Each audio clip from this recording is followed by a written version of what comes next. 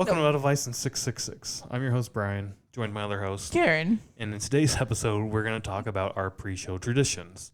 So let's try to start our timer and see what happens. Nope. Restart. Stop. Start. All right, whatever, it's going. I have 3 to 2.5 traditions. One of them we're going to knock down to like 0.5. We'll just start with that one, I guess. And that has been when we go to see a show, if there's a Kuma's in town, we try to go to eat Kuma's before going to the show. Yep. If we have time, yeah. If we have time, yeah. We've kind of laxed on that because, I mean, when we do go together, it's at least $70 for both of those to eat, plus I drink. So it's a bit pricey. Yeah. And that's the price of like a show. So if we just eat a frozen pizza beforehand or when we get home, that's a lot less than going out and buying dinner. Yeah. Exactly. I think we really had that as a tradition when we were only seeing like 4 or 5 shows a year. Yep. And now we can see that in a month. And it's like, it gets so, I mean, I would love to go to Kuma's, all that, all those shows, but it does get a little pricey. And also, depending on where the venue is, sometimes it's an hour from Kuma's to get there on transit. And it's like, we can't justify it. And that's the other reason why I've kind of gotten away from it lately too, is we've had sort of bad experiences the last few times being there. So it's like we missed the opening act for Iron Maiden because of shitty service. So it was like, and not necessarily shitty service, just no service. They had one server. Yeah. So like for the entire restaurant. And she was fucking working her ass off. But you can't have one person for an entire whatever. Anyways. There's a whole bit about that. So that's why I've knocked that down to like a 0.5. Yeah, because we really haven't done that we've done it for a few shows, but it's not really a tradition that we do for every show anymore. But like I said, like when we were only seeing 5 shows a year, it was easy to justify. That's true. I completely forgot that sort of when this first came about, it was when we were seeing 5 shows a year. Yeah. The next tradition I have is a newer one. I have a question for you about the Kumas. Do you remember when we started that tradition? I don't. Probably Avatar Trivium would be my guess. So we did. So we went for that, but we started in July of 2016. We went to Kuma's after open air. Yes. And then we went in 2017 after open air, and that's when we also then went before Avatar. So then we were like, we should always do. We should just always go to Kuma's. Yeah. Yeah. So anyways, and go ahead. We have done that too. If we are like, bless you. Cat is wheezing.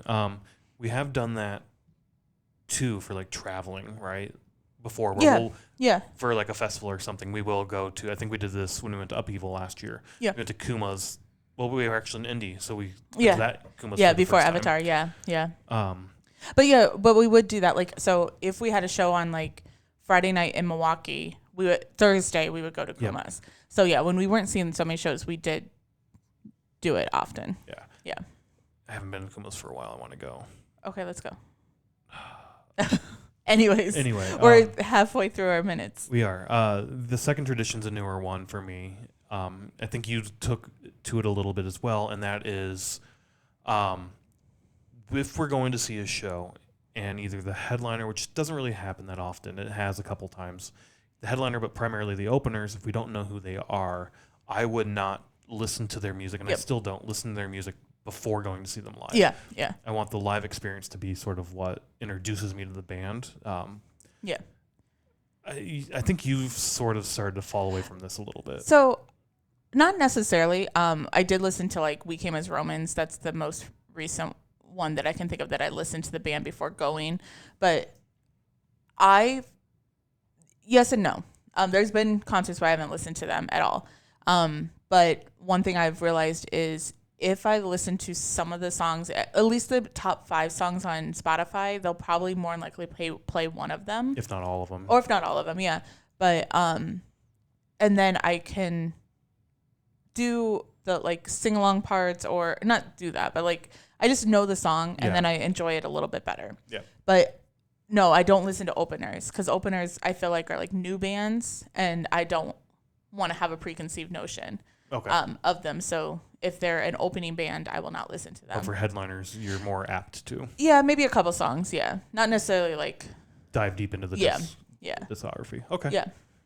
Their library and whatnot. Yeah, that makes sense. But you don't listen at all? I don't listen at all regardless. I kind of might start to, because I do like, when you start to hear the guitars or the bass or the drums start to pick up and the crowd starts to get a little like, fuck yeah, here we go.